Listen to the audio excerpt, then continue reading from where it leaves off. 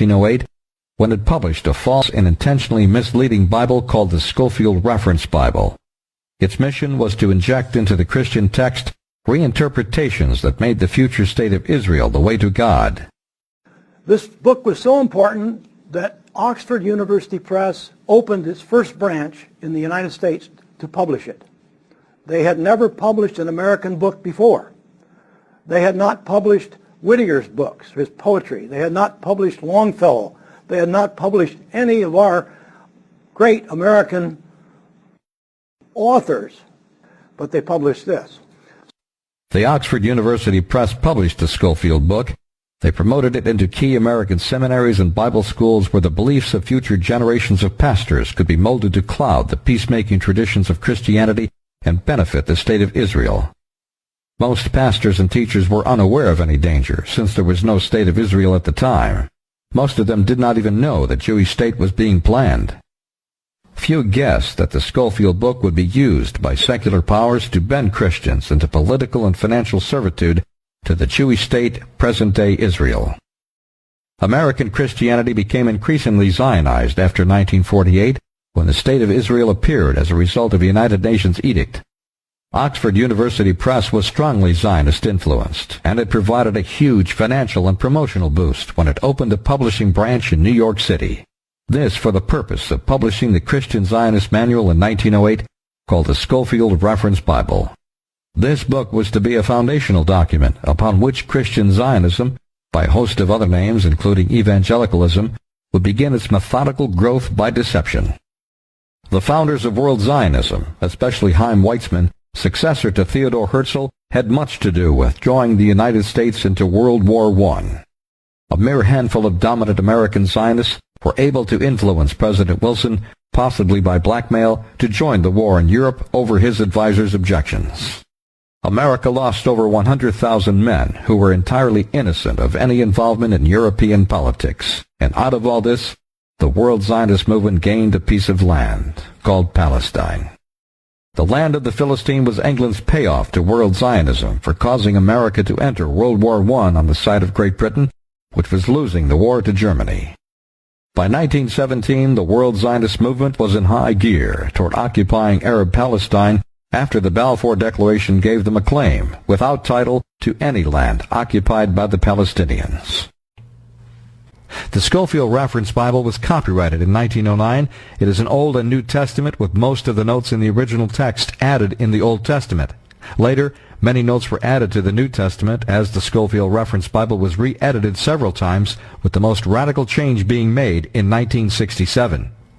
The book has been updated over and over again, each time by Oxford University Press, always having Mr. Scofield's name on the front of it.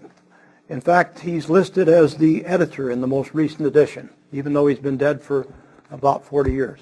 The cover shows the editor, Cyrus I. Scofield, with 7 other men on the editorial board. One of these was Reverend James M. Gray, president of the Moody Bible Institute, one of the most influential organizations in evangelical circles of the day. There were also 2 other seminary leaders on the editorial board. Those lending their names were predominantly heads of seminaries and Christian colleges. What happened is the distribution took place through these seminaries.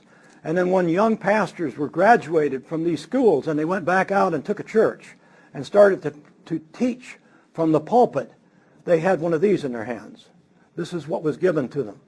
And I suppose that they were probably given to the seminaries. It was likely that the Oxford Press was very generous in making sure that all these people had these. What exactly is the Scofield Reference Bible? Let us look critically at just one page of the book that has become the guide for secularist Jews in Israel and evangelical Christians in America to explain why they think present-day Israel has the right to all of the land in the Middle East, beginning with Palestine. Genesis 12:3 is part of the Torah and is quoted in the Quran. These 3 verses are standard in the King James translation and very similar in other Bibles.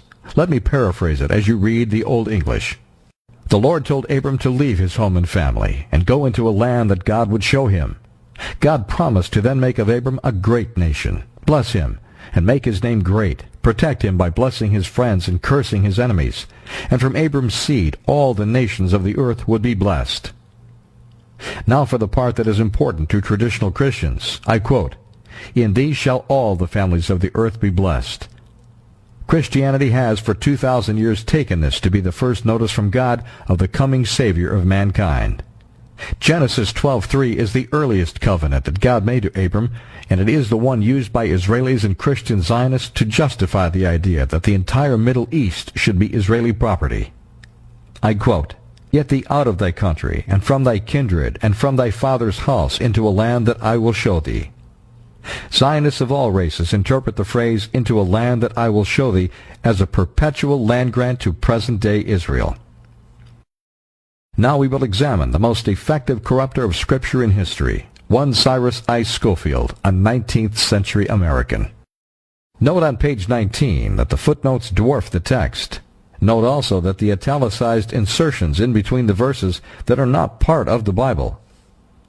In the 1967 version of the Scofield Reference Bible, there are more footnotes than in the original 1909 version, and since the death of Scofield in 1921, the footnotes have grown to dwarf the text in these very important pages. Let's look again at the vital footnote 2 found in the Scofield Reference Bible in 1967 on page 19. The footnote reads, "God made an unconditional promise of blessing through Abram's seed to the nation of Israel to inherit a specific territory forever." But the passage doesn't say anything like this. God orders Abram to go to a land that God will show him, using the first-person familiar thee, meaning Abram and no one but Abram. The passage does not say that God is giving any piece of land to anybody forever. It doesn't say anything about Israel. Now, how complicated is it? Leave your land, go where I tell you to go, and I will protect you. How complicated is that? How many footnotes does it take to understand what God was saying to Abraham? I mean, anybody who reads that should be able to figure that out. That's what the message is. But Mr. Scofield wrote all of this to explain it. In fact, if we accept biblical history, we know that Abram had no children when this happened, and not for quite a while. So there was no person or nation named Israel when this promise was made. There was no state or nation named Israel. The man Israel did not even exist in Abram's imagination when God spoke to him. How then could Scofield or the Oxford University Press say that God was promising the land to the present-day state of Israel forever? Where did the state of Israel get in this? When Abraham was spoken to by God, Israel, the man known as Israel, hadn't been born yet. He was 2 generations in the future. And he was not a state. He was a person that eventually had a tribe. And then after him, 3,000 years later, along comes a bunch of Europeans who name their state after him. But this says that God gave that land to the nation of Israel forever. Imagine 70 million people who are taught this every day. The Oxford University Press did not stop there. Note 3 on page 19 reads, "There is a promise of blessing upon the individuals and nations who bless Abram's descendants, and a curse lay upon those who persecute the Jew." The word Jew is used in the footnotes in describing an occurrence 2,000 to 3,000 years before the word Jew existed. In fact, Jew is taken from the name Judah, who was, it is told, one of the 12 grandsons of Abraham, Abram of Genesis 12. Neither Judah nor Jew existed, and this footnote is a false concoction. Note 3 continues, God's promised Abram and his seed certainly did not terminate at Sinai with the giving of the law. The New Testament and Old Testament are full of post-Sinai promises concerning Israel and the land which is to be Israel's everlasting possession. Listeners should be asking, why is Oxford University Press putting words in the mouths of the readers of this Bible? To make them think their God promises blessings and curses on people today based on how they think about or act toward present-day Jews and present-day Israel. What about all the other people in the world? Let's read further in the footnotes to Genesis 12:3. Promise to the Gentiles, "I will bless them that bless thee. Those who honor Abram will be blessed, and curse them that curse thee." This was a warning literally fulfilled in the history of Israel's persecution. It has invariably fared ill with the people who have persecuted the Jew, and well with those who have protected him. And here is the punchline. For a nation to commit the sin of anti-Semitism brings inevitable judgment. The future will still more remarkably prove this principle. Isn't that convenient? So now you have anti-Semitism is created in Abraham's time. The footnote to Abraham's words create and the word anti-Semitism. Christian Zionism believes that our nation will be judged if we are not sufficiently kind as a nation to the state of Israel. They have made sin a sort of a national corporate event rather than an individual thing. Of course, there is no such thing as national sin. Nations don't sin, we do. Individuals do, men do. But this has created a national sin so that Christian Zionists like John Hagee believe that God will rain fire down on our country, will somehow punish our entire nation for being insufficiently kind to the state of Israel.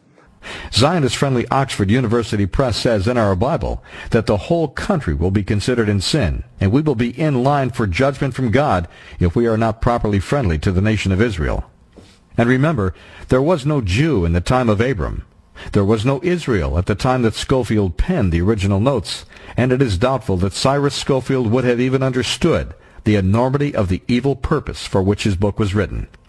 It was to have the most prominent Zionist publisher in the world, and it would deify a country that did not exist, and would be born of force 40 years after his death. Not all Orthodox Christians were asleep during that time. Philip Morrow was one who saw both the heretical and the war-making dangers of the new religion, and actually called it Zionism. Morrow was a well-known patent attorney, counsel for the Columbia Phonograph Company, and the Christian researcher who wrote legal briefs for William Jennings Bryan's famous court cases.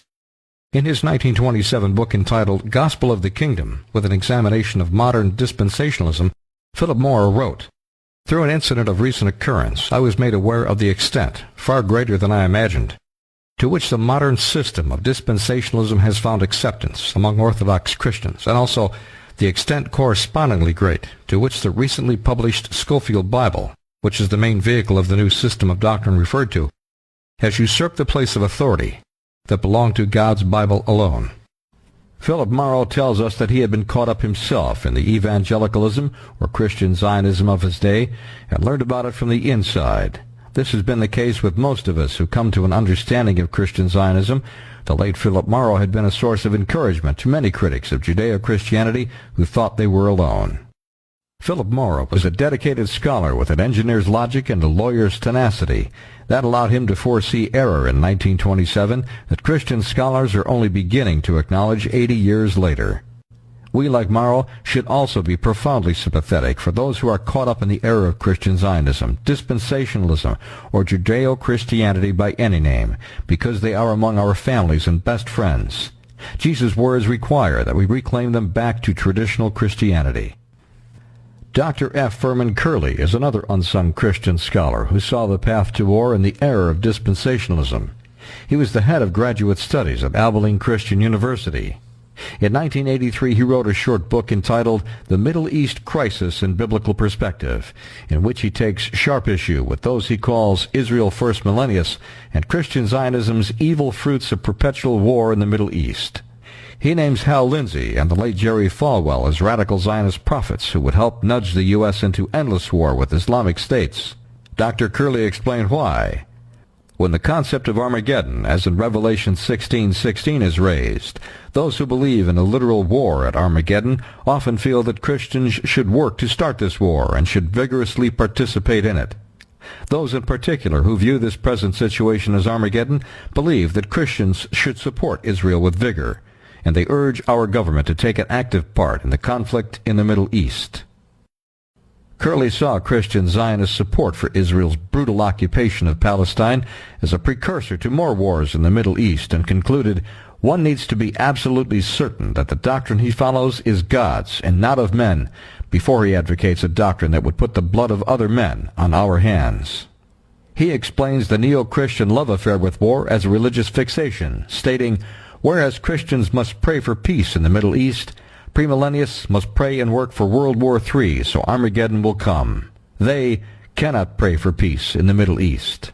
If a follower of Christian Zionism will only examine the simple teachings of Jesus in the New Testament, he will find there is not a single passage or phrase that would give a follower of Christ the cause to take the life of another man or another man's wife or a child in a faraway country.